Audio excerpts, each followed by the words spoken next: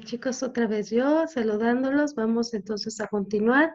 Debieron ustedes de ver el video, después em, analizar el video que viene ahí. Y bueno, vamos a tomar este tema que es parte de la ergonomía, que es la antropometría. ¿A qué se refiere la antropometría? Bueno, quiere decir antropos, hombre, metrón, medida, serían las dimensiones del cuerpo humano que vamos a utilizar para diseñar las estaciones de trabajo. Vamos a tomar en cuenta las personas, vamos a diferenciar entre hombres y mujeres por las características físicas naturales y vamos a tomar en cuenta también un grupo de la población, que esto puede ser la raza, la población de un sector, por ejemplo, los que son de Asia tienen ciertas dimensiones, los que son de Alemania, los nórdicos o las personas latinas, cómo es nuestras proporciones del cuerpo también, en nuestras estaturas, anchos, etcétera. La edad no es lo mismo diseñar para un niño que para una persona mayor, para unas personas que están en edad productiva del trabajo. También hablan de la clase social por la cuestión de la alimentación y la ocupación. Vamos a ver, por ejemplo, que las personas que trabajan en la industria de la construcción, los dedos son mucho más anchos que alguien que va a trabajar en una oficina, por ejemplo. Entonces ahí hay una diferenciación. Si yo diseño unos guantes, por ejemplo, no voy a tomar en cuenta el diseño de la persona que trabaja en una oficina para utilizarlo en las personas que trabajan en la construcción. O sea, no les quedaría ese guante. Entonces tengo que saber para quién va dirigido y de qué se trata.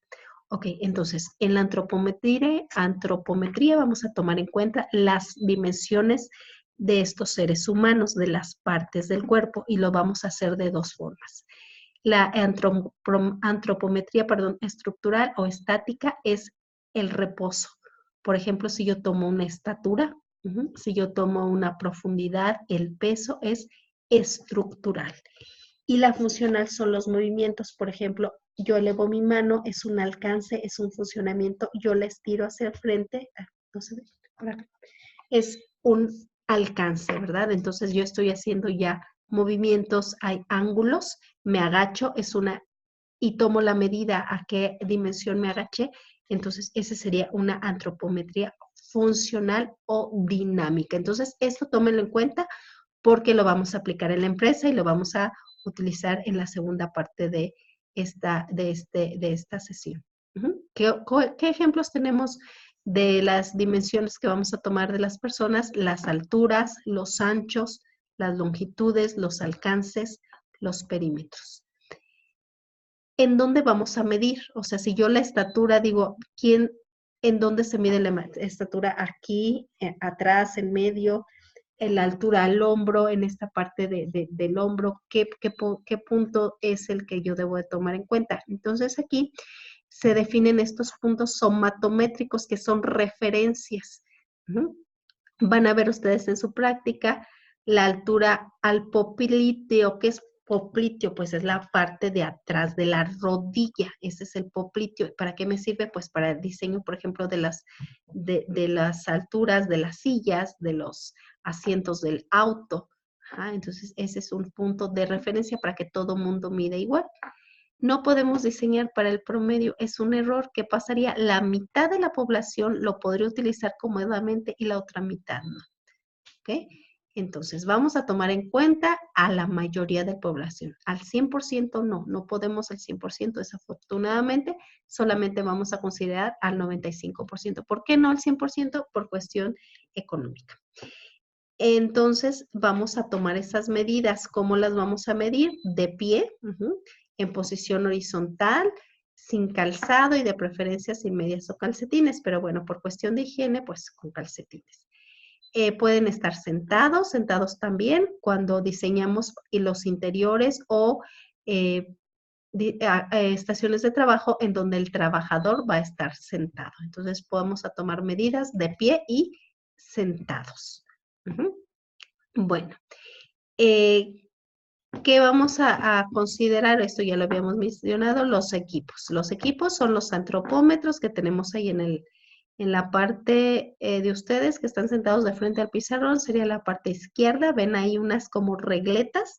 Esos son los antropómetros. Aquí, por ejemplo, perdón, se ve que vamos a tener estas reglas para las estaturas. La parte de abajo es como un vernier.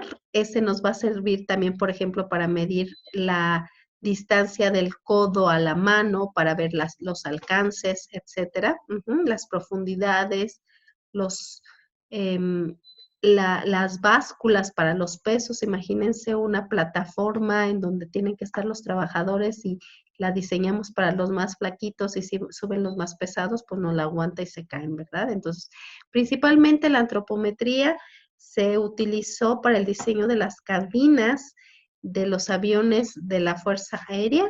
Querían que los movimientos fueran certeros, que no se tardaran por ejemplo, lanzar un misil, que no se equivocaran. ¿Y cuáles son los tamaños adecuados? Pues vamos a medir a las personas.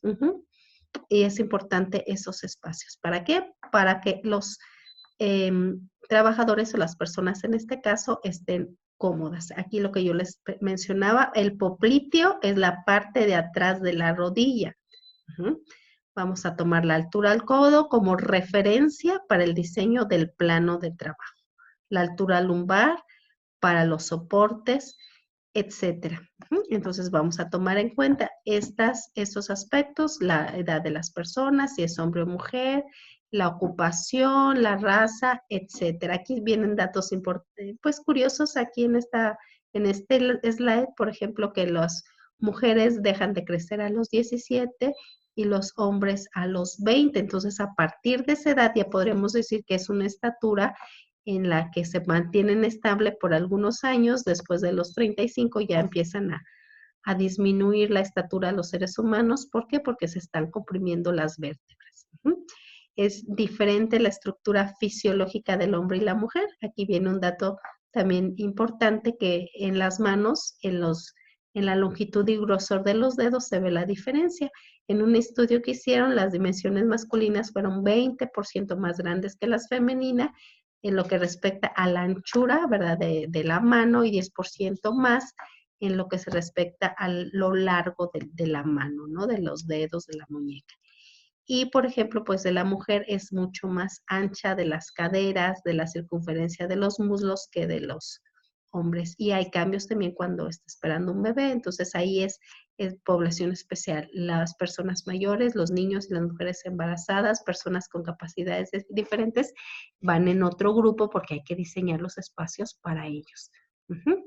Aquí, por ejemplo, dice las estaturas, o sea, si se diseña para una raza, van a quedar incómodos los otros. Aquí, por ejemplo, dice que en la Fuerza Aérea es costumbre diseñar para el 90% de la población. Aquí no se van al 95%, abarcan un poquito menos. Y ese diseño solamente sería cómodo para el 80% de los franceses y solamente para el 69% de los italianos. 43% de los japoneses solamente estarían cómodos, el resto, el 57%, estaría incómodo. Los 24% de los tailandeses estarían cómodos, el resto no. ¿Cuál es el resto, chicos? El 76% estarían incómodos, y el 14% de los vietnamitas, o sea, el resto, el 86% estarían incómodos en ese diseño. Imagínense el impacto de no considerar correctamente a las personas. La ocupación es otro aspecto importante. Les decía yo, como por ejemplo las personas que se dedican a una actividad desarrollan más músculos, son, por ejemplo, partes más grandes en las manos, etcétera. O también aquí, por ejemplo, para la tarea se solicita ciertas características físicas. Aquí decían en ese tiempo que, por ejemplo, en la actividad de las mujeres que trabajaban en la policía en Gran Bretaña tendrían que ser más altas de 1,62 por el tipo de trabajo, y de los hombres tendrían que ser más altos que 1,72. La hora del día es importante cuando nos medimos, ¿verdad? Somos más altos en la mañana, aproximadamente 6 milímetros, y somos más delgados también en la mañana. ¿Por qué? Por la respiración y porque las vértebras están descansadas. Los planos del cuerpo que ya les había yo mencionado en la sesión anterior, el plano medio sagital divide el lado derecho, el lado izquierdo, plano frontal adelante y atrás, y plano transversal arriba y abajo. Es de referencia para el diseño, aquí viene, y hay un videito que les dejo también, como los videos que venían ahí en biomecánica y en ergonomía cognitiva, son de referencia nada más, para que ustedes, si gustan complementar la información, lo pueden hacer. Bueno, ¿podemos diseñar entonces para el 100% de la población? No, solamente para el 95%. Vamos a diseñar en diferentes, por ejemplo, alternativas. Puedo diseñar para extremos, o considero el alto y todos los chaparritos o los bajitos caben, o considero el bajito y todos los altos están cómodos, o puedo poner un intervalo ajustable, o puedo poner un promedio, que es el que dijimos que no se debe utilizar. Entonces, los extremos, por ejemplo, si yo diseño para el 95% de la población una puerta, quiere decir que todos van a caber sin problema. Pero si yo diseño la altura esta jaretita que está ahí, el hilito para bajar la pantalla del pizarrón, si yo lo diseño para el más alto, ¿qué va a pasar con los bajitos? No alcanzan. Entonces tengo que diseñar para el extremo, que es el bajito, pero no el bajito bajito, sino el 5 percentil, y de ahí los altos sí alcanzan. Entonces es un diseño para extremos. Un intervalo ajustable sería, por ejemplo, una silla. Se sube hasta el más alto y se baja hasta el más chaparrito. Ese sería diseño para un intervalo ajustable. El promedio no lo debo de utilizar, es muy complicado. Y que tengo que tomar en cuenta la frecuencia, cómo está distribuida mi población, si hay muchos altos, muchos bajitos, o está una distribución normal estándar, cuántos hay ahí, y voy a calcular el percentil. Ajá.